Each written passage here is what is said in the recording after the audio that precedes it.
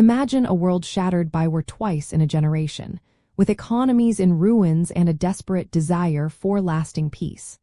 How could nations move past the devastation, rebuild their futures, and prevent such conflicts from ever happening again?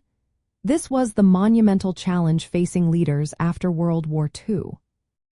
Free trade began to emerge after World War II primarily as a strategy to foster international peace and economic stability. It was believed that economically interdependent nations would be less likely to wage war against each other.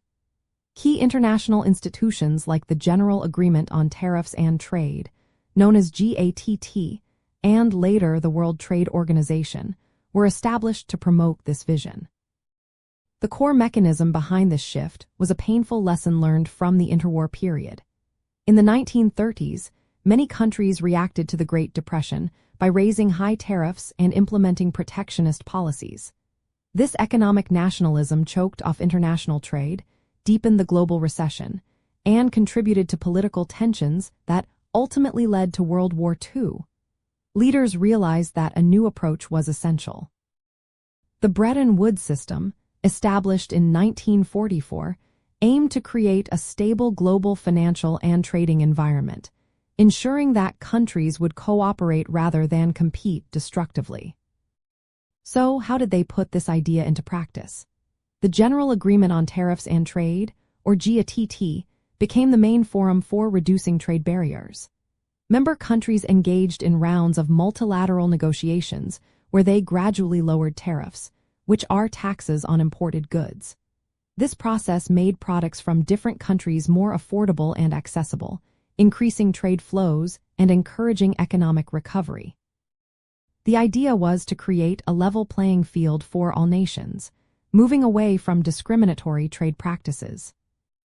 A foundational concept in this new system was the most favored nation principle, a cornerstone of the GATT and, now the World Trade Organization. This means that if a country grants a trade advantage, such as a lower tariff, to one trading partner, it must grant the same advantage to all other World Trade Organization members.